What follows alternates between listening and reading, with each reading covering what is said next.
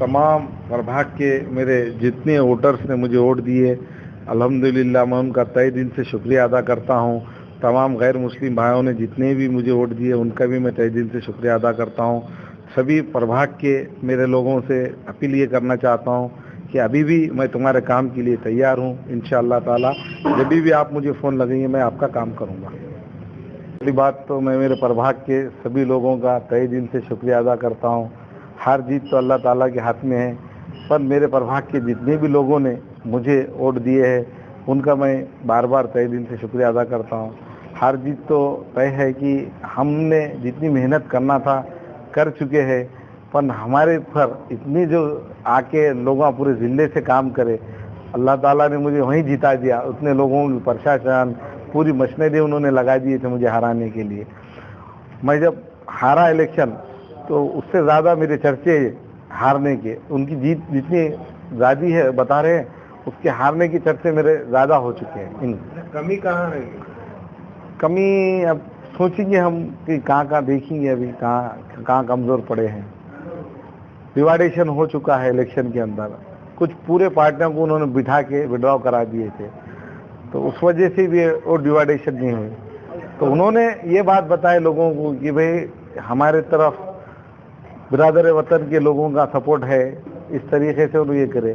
पर लोगों ने काम की तरफ तवज्जो देते हुए मुझे गए बारी में जितने वोट दिए थे मैं सिंगल रहते हुए उतनी चोट लिए चुका हूँ। असदुद्दीन अवैसी आते तो रिजल्ट कुछ और होता, ये नहीं, अल्हम्दुलिल्लाह मेरे कायद के ऊपर मेरे लेवल का ही इलेक्शन था वो उनके, ये वार्ड के प्रभाग के कामों के ऊपर था ये जितना भी था, क्योंकि मैं बाई इलेक्शन रिजाइन दिया था बल्कि ये इलेक्शन हुआ था, इस वजह से कि लोगों का ये ख्वाहिश थी कि जो काम के नाम के ऊपर मुझे वोट मिलना था।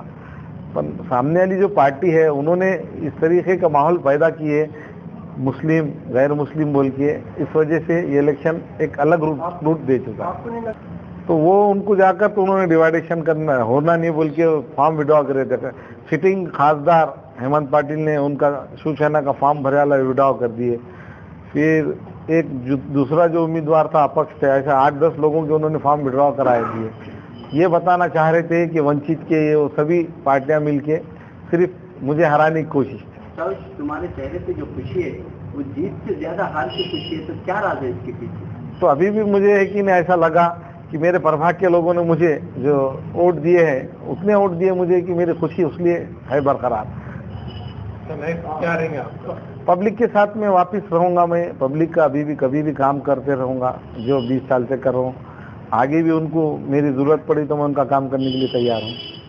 सर, मजलिस ने काम की बुनियाद पे इंतखाबात में करी थी और काम की बुनियाद पर नहीं थी, कहाँ पर कमी बेची रहेगी? आपके जो मध्य मुकाबले जो उम्मीदवार था वो नया था और काम तो कुछ था नहीं, फिर भी जिस बुनियाद पे अपन लड़े थे, कहाँ कमी रह गया ऐसा लगता है? ये जो इलेक्शन था ये एक प्रभाग का बोल के महापालिका ने निकाली थी, पर ये जिले का इलेक्शन लड़े ऐसा मैंने लड़ा। पूरे जिले के लोग यहाँ आके बैठ गए थे, पूरे 3 आमदार, पूरे नांदेड़ जिले के महापालिका, नगर पालिका, पंचायत समिति, जिला परिषद, ये पूरे लोग आकर यहाँ पे काम कर रहे थे। तो उसके बाद में यहाँ के लोगों ने ये बता दिया कि हम साबिर चौस के साथ में और जो काम करता हम उसको वोट देते, उन्होंने उतने वोट मुझे दे चुका है। नहीं, नांदेड़ में आपके जलते हुए इम्तियाज जलील साहब जो भी हैदराबाद के एमएलए हुए वो दिखाई नहीं दिए। नहीं, तो मेरे को लगा ही नहीं ना उनकी जरूरत ऐसे महसूस नहीं, तो मैं मेरे कायद को बोला मेरे को यहाँ जितने हैं हम जिम्मेदार हैं उतने लेवल पे हमने काम कर चुके हैं। हमारे मराठवाड़ा महाराष्ट्र सदर जनाब डॉक्टर गफ्फार कादरी साहब आ चुके हैं। फिर मराठवाड़े के जो हमारे सदर है फिरोज लाला साहब, जिला सदर है अमजद बेग साहब, शहर सदर हमारे अयूब नवाब बेग साहब, तकरीबन जितने मजलिस के हमारे यहाँ के मुकामी वो जरूरत ज़्यादा काम कर चुके हैं। 2022 में भी ऐसा आपके मतलब वो तो डर सता रहा है उन्हें, मजलिस का वो डर सता रहा है बोल के पूरा जिला मुझे हराने की कोशिश किया, और जो हराए बोल के जो बोल रहे मैं हारा नहीं, मैं जीते वाला हूँ। आपको लगता है क्यों? तो उन्होंने जो ऐसे स्टेटमेंट दिए थे, परसों में एक वायरल हुआ उनका वीडियो, तो उन्होंने बोले थे कि भाई मजलिस की मुझे जिम्मेदारी दे दो, मजलिस का है कि नहीं मुझे महापालिका के अंदर पूरा काम काज की जिम्मेदारी दे दो बोल के, ऐसी एक वीडियो उनकी चल रही थी। विधानसभा के अंदर उन्होंने कुछ बात किए थे, तो उनकी खुद ऐसा लगा मुझे कि मजलिस की तरफ उन्होंने भी आ जाएंगे 2022 में। और फिर से सर आपको कांग्रेस से क्या नाराजगी?